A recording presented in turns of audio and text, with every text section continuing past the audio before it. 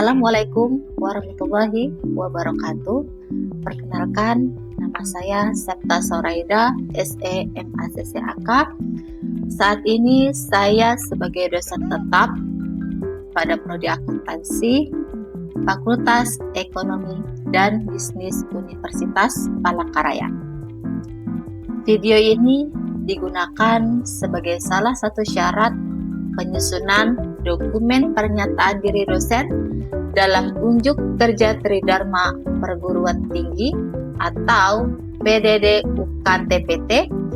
Semoga dengan adanya video ini bisa menjadi pertimbangan yang baik dalam proses penilaian sertifikasi dosen gelombang 1 tahun 2026. Sebelum menempuh mata kuliah akuntansi sektor publik, mahasiswa diwajibkan untuk menempuh mata kuliah akuntansi keuangan menengah 2. Adapun kode mata kuliah akuntansi sektor publik adalah 1 DCP 726030. Mata kuliah ini memiliki bobot 3 SKS. Mata kuliah akuntansi sektor publik terdiri dari 16 kali pertemuan dengan 14 kali materi, 1 kali ujian tengah semester, dan 1 kali ujian akhir semester. Komponen penilaian di dalam mata kuliah akuntansi sektor publik adalah sebagai berikut. Yang pertama, aktivitas partisipatif yaitu sebesar 50%, penugasan mandiri dan terstruktur yaitu sebesar 20%, ujian tengah semester yaitu 15%, dan ujian akhir semester yaitu sebesar 15%.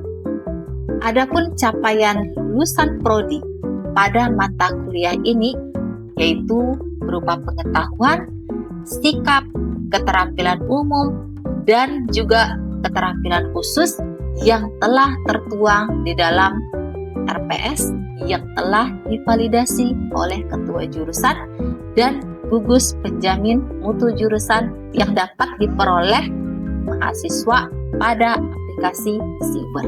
Adapun capaian pembelajaran pada mata kuliah ini yaitu mahasiswa mampu memahami pengertian teori akuntansi sektor publik, jenis organisasi sektor publik, akuntansi keuangan pemerintah daerah, akuntansi manajemen pemerintah daerah, basis akrual anggaran sektor publik, teknik akuntansi sektor publik, akuntansi nirlaba, akuntansi keuangan desa, serta perkembangan isu-isu terkini dan riset-riset terbaru.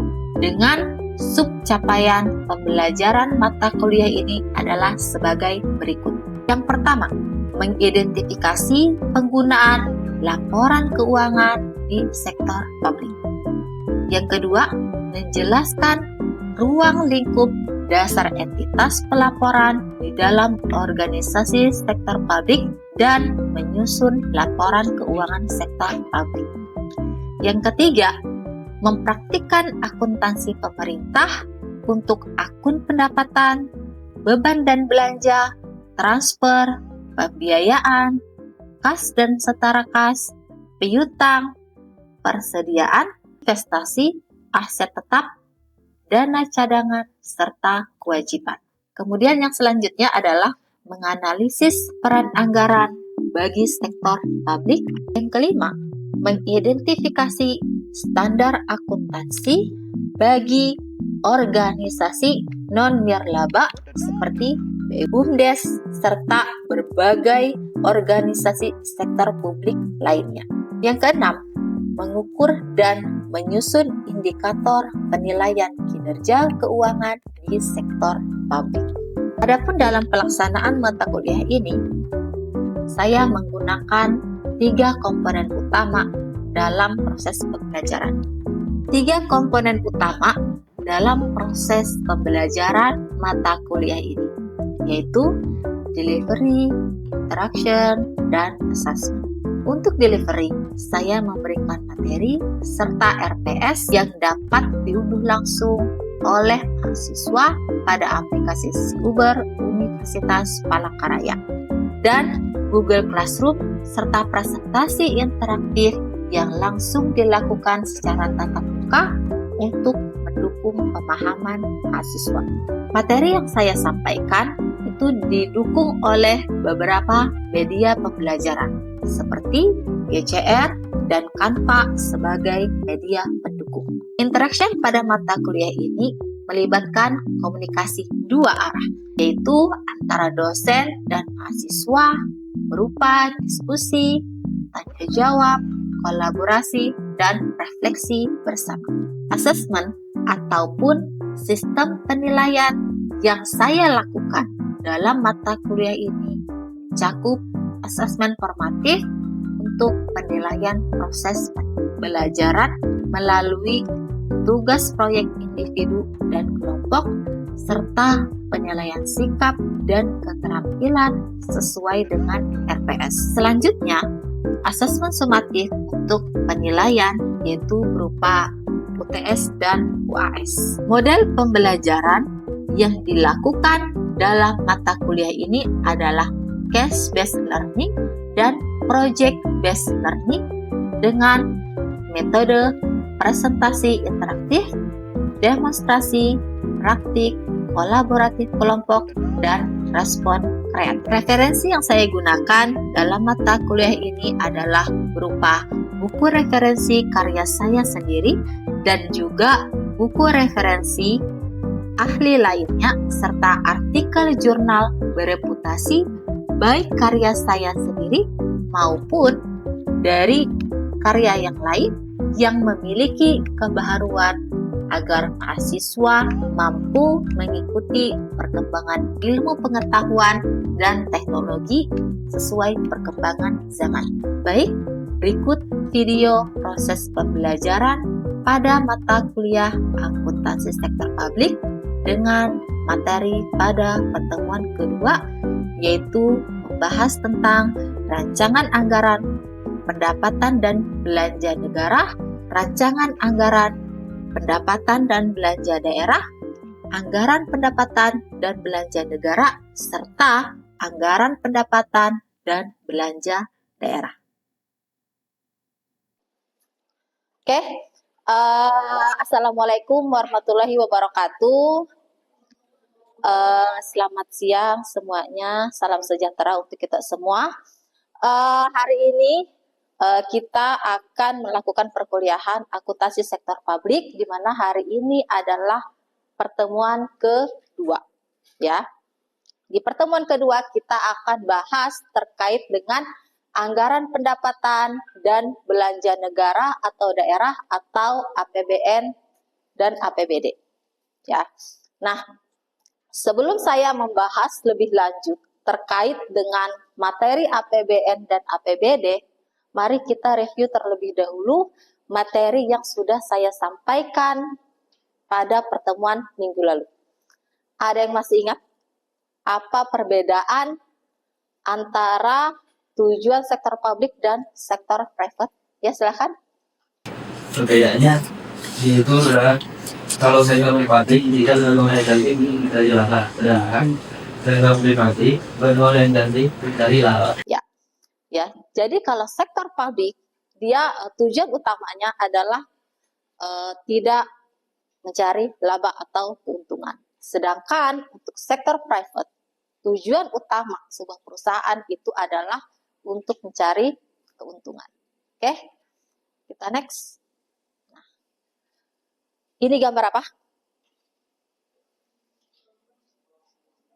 Jalan, rumah sakit, dan sekolah.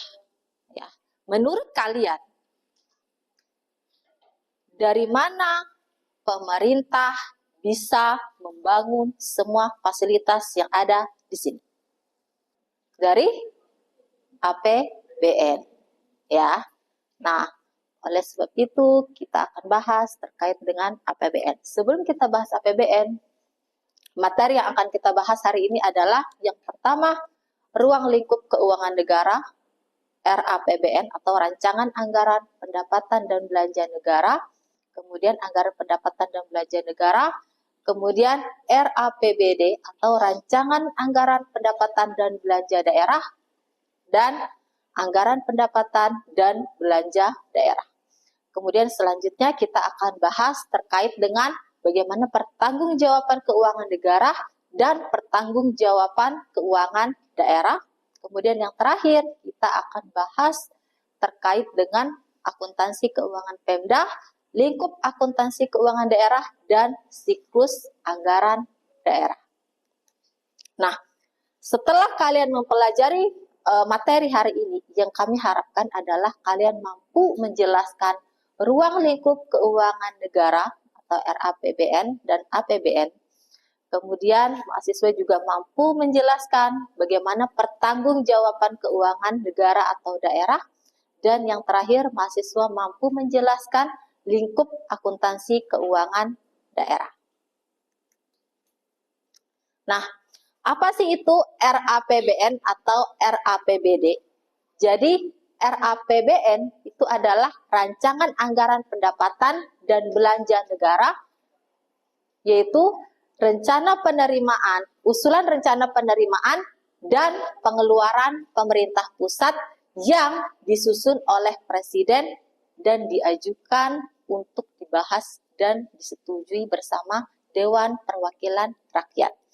Sedangkan rancangan APBD atau RAPBD adalah Rancangan Anggaran Pendapatan dan Belanja Daerah, adalah usulan rencana keuangan tahunan pemerintah daerah yang disusun oleh kepala daerah untuk dibahas dan disetujui bersama DPRD. Nah, jadi yang namanya rancangan itu adalah baru usulan, ya. Apakah itu yang digunakan? Enggak, ya. Jadi yang digunakan apa? Yang digunakan adalah APBN atau APBD. Kalau ada rancangan itu masih usulan, ya, belum tentu disetujui. Jadi kalau yang sudah disetujui apa? Kalau yang sudah disetujui berarti dia akan masuk ke APBN. Jadi RAPBN dan APBN itu berbeda, ya. Kalau RAPBN itu baru usulan, APBN adalah yang boleh dilakukan. Oke?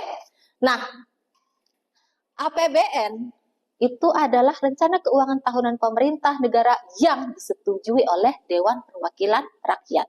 Jadi ketika pemerintah itu sudah menyusun RAPBN, tidak serta-merta usulan itu pasti diterima, ya. Tapi harus didiskusikan dulu dengan Dewan Perwakilan Rakyat. Ya, kalau sudah disetujui baru muncul APBN. Oke. Nah, di sini ada beberapa tujuan APBN. Yang pertama adalah efisiensi, kemudian yang kedua adalah pertumbuhan, dan yang ketiga adalah stabilitas. Apa itu efisiensi? Jadi efisiensi itu adalah gini, pemerintah kan punya uang terbatas, ya kan? Sedangkan banyak hal yang harus dilakukan oleh pemerintah. Jadi bagaimana pemerintah itu memaksimalkan dengan uang yang terbatas ini, tapi bisa memberikan pelayanan yang maksimal kepada masyarakat. Artinya masyarakat masih tetap bisa sekolah, masih bisa merasakan fasilitas kesehatan dan infrastruktur lainnya. Oke? Nah, kemudian yang kedua, pertumbuhan, yaitu mendorong pertumbuhan ekonomi dan pemerataan kesejahteraan masyarakat di seluruh wilayah nasional maupun daerah. Artinya dengan adanya APBN ini, kalau bisa apapun yang dilakukan oleh pemerintah itu bisa dinikmati oleh masyarakat, ya. Nah, kemudian yang terakhir adalah stabilitas, yaitu menjamin stabilitas ekonomi nasional dan daerah melalui kebijakan fiskal yang terencana dan bertanggung jawab. Jadi ketika terjadi inflasi, bagaimana pemerintah itu meminimalkan supaya harga barang itu tidak terlalu tinggi, ya. Oke. Sekarang kita ke fungsi APBN. Di sini ada 6 fungsi APBN. Sekarang kita bahas yang pertama. Fungsi otorisasi. Apa itu fungsi otorisasi? APBN menjadi dasar hukum bagi pemerintah untuk melakukan penerimaan dan pengeluaran. Artinya apa? ketika pemerintah menyusun anggaran pendapatan dan belanja negara, pemerintah sudah nyusun nih, kira-kira berapa sih pendapatan yang akan kita peroleh. Nah, kemudian di sisi lain pemerintah juga mikir, berapa sih belanja yang harus kita keluarkan? Belanja apa? Bukan belanja ke hypermart, bukan ya. Tapi belanja terkait dengan berapa untuk pembangunan jalan, berapa untuk fasilitas kesehatan, berapa untuk fasilitas pendidikan, nah berapa untuk gaji pegawai, kemudian berapa untuk gaji DPR dan lain sebagainya. Oke? Kemudian yang kedua yaitu terkait dengan perencanaan. APBN sebagai pedoman pemerintah menyusun rencana pengeluaran dan penerimaan negara agar tujuan pembangunan nasional tercapai. Artinya, pemerintah dalam melakukan belanja itu harus yang sudah tercantum di dalam APBN. Jadi kalau belanja tersebut belum tercantum di dalam APBN, maka itu tidak boleh dilakukan. Ya, kenapa? Karena nggak ada anggarannya. Ya, kecuali misalnya terjadi bencana nasional, itu kan first major ya, di luar kendali pemerintah. Nah, kalau itu yang terjadi, mereka boleh melakukan belanja tersebut. Tapi kalau seandainya tidak ada bencana, maka mereka harus belanja sesuai dengan apa yang telah dianggarkan. Nah, kemudian yang ketiga yaitu pengawasan. Dengan adanya APBN, penyelenggaraan pemerintah dan penggunaan anggaran negara dapat dinilai apakah sudah sesuai dengan ketentuan yang ada. Artinya, setelah akhir tahun, maka pemerintah akan membandingkan apakah yang sudah dilakukan itu sudah sesuai atau belum dengan apa yang telah direncanakan. Ya, oke, kita next. Oke. Sekarang yang keempat adalah fungsi alokasi, yaitu membiayai kebutuhan publik seperti pembangunan jalan, jembatan, sekolah, dan fasilitas kesehatan masyarakat. Nah, ini juga harus tercantum di dalam APBN.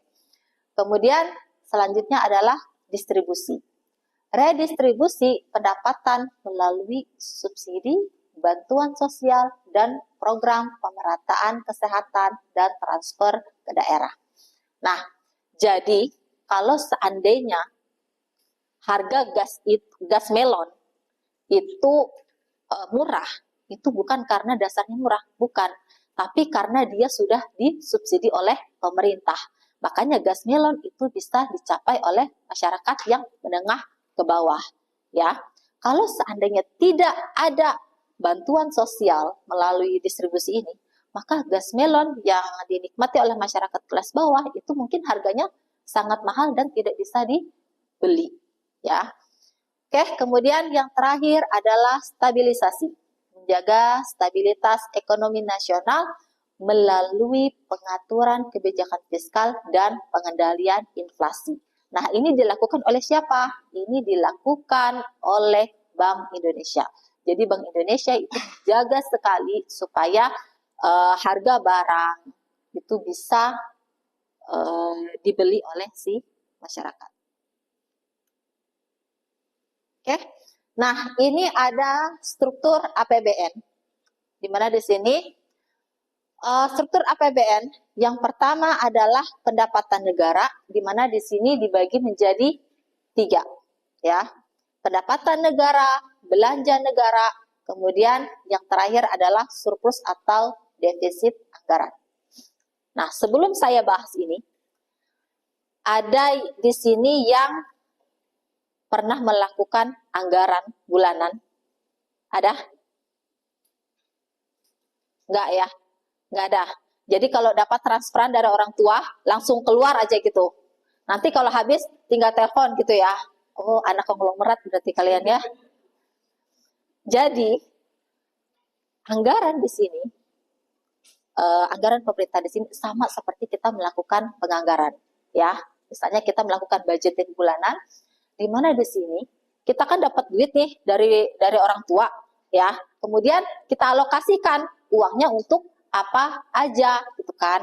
Nah, biasanya kalau kita punya anggaran, kemudian kita belanja, Pasti pas nggak? Pasti pas nggak? Belum tentu. Pasti ada yang lebih, ada yang kurang. Nah, sama pemerintah juga seperti itu, ya. Jadi di sini pemerintah atau pemerintah pusat itu akan memperoleh pendapatan. Di mana di sini pendapatan pemerintah atau pendapatan negara itu ada beberapa.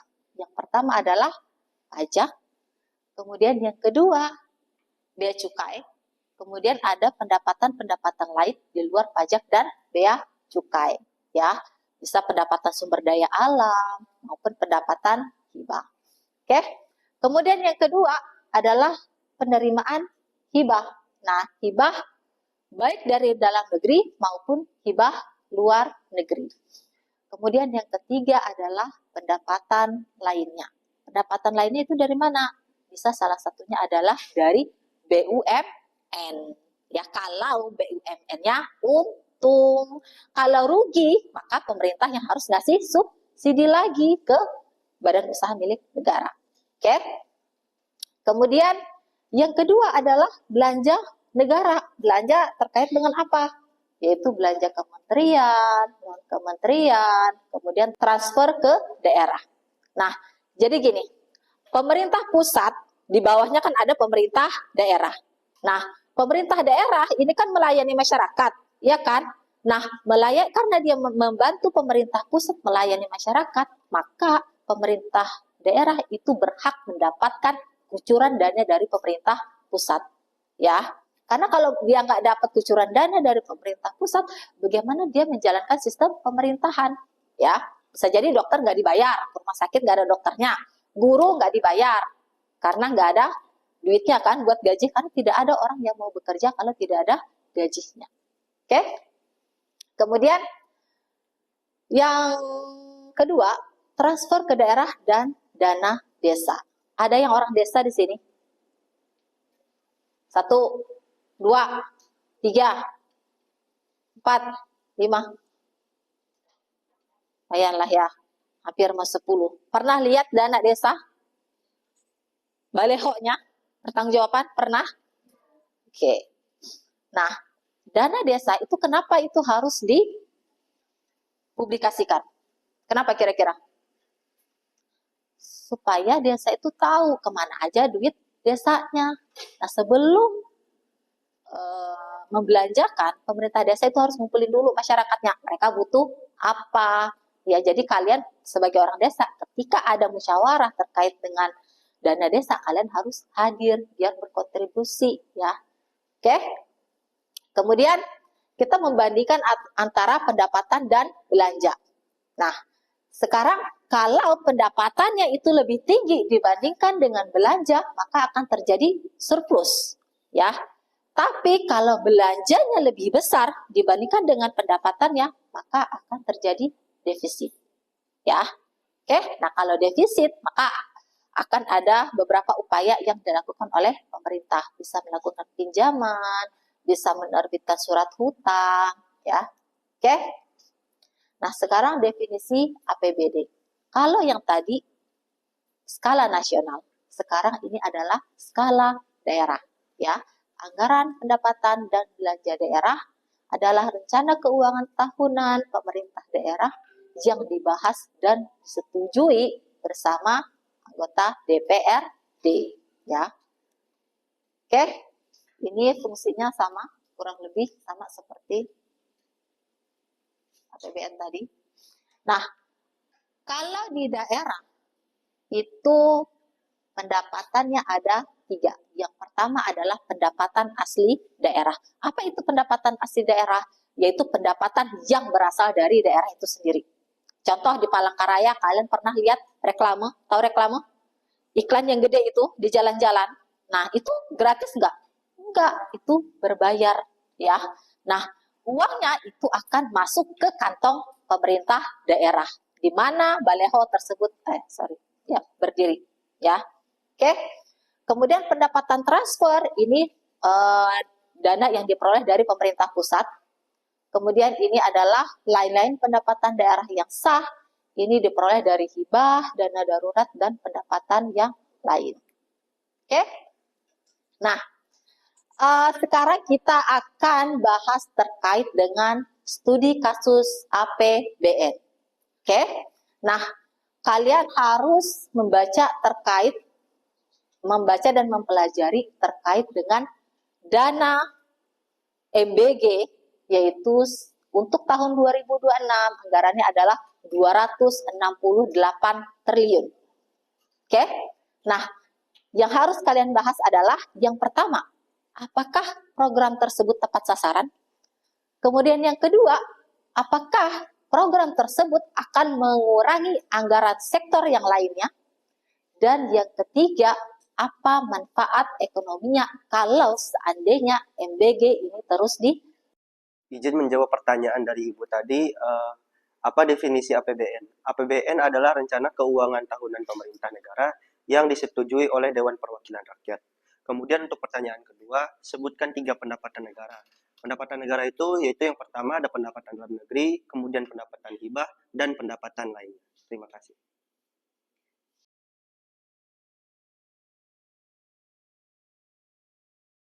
Izin menjawab pertanyaan yang Ibu berikan, apakah program tersebut tepat sasaran? Program MBG berpotensi tepat sasaran jika ditunjukkan kepada peserta didik yang membutuhkan dan wilayah dengan angka stunting atau kemiskinan yang tinggi. Lalu untuk pertanyaan yang kedua, apakah mengurangi anggaran sektor lainnya? Untuk jawabannya, program MBG memerlukan alokasi anggaran yang sangat besar sehingga berpotensi mempengaruhi ruang fiskal pemerintah. Oleh karena itu, MBG dapat mengurangi anggaran sektor tertentu apabila sumber pendananya berasal dari relokasi APBN, meskipun pemerintah berupaya agar program prioritas seperti pendidikan, kesehatan, dan perlindungan sosial tetap terjaga. Lalu untuk pertanyaan terakhir, apa manfaat ekonominya? Manfaat ekonominya ada 4. Yang pertama, meningkatkan kualitas sumber daya manusia melalui perbaikan gizi anak yang berdampak pada produktivitas jangka panjang. Lalu yang kedua, menggerakkan perekonomian daerah karena meningkatkan permintaan terhadap produk pertanian, peternakan, perikanan, dan UMKM penyedia makanan. Lalu yang ketiga, menciptakan lapangan kerja di sektor pengelolaan makanan, distribusi, logistik, dan jasa pendukung. Lalu yang terakhir, meningkatkan daya beli masyarakat karena sebagian pengeluaran rumah tangga untuk konsumsi anak dapat dialihkan ke kebutuhan lain. Terima kasih. Izin bertanya, Ibu. Pertanyaan saya, di dalam materi dijelaskan bahwa APBN harus disahkan oleh DPR. Nah, kalau seandainya DPR tidak menyetujui rencana APBN yang disusun oleh pemerintah, apa yang harus dilakukan? Terima kasih. Jadi kalau seandainya APBN yang telah disusun oleh pemerintah itu tidak disetujui oleh DPR atau DPRD, maka yang harus dilakukan oleh pemerintah, mereka akan menggunakan anggaran tahun lalu. Ya, mereka tidak boleh menggunakan anggaran yang baru mereka susun, tapi mereka belanjanya berdasarkan APBN tahun sebelumnya. Oke. Ada lagi? Sudah? Oke. Kalau sudah, terima kasih atas kehadirannya di perkuliahan hari ini. Kurangnya saya mohon maaf. Assalamualaikum warahmatullahi wabarakatuh. Selamat siang.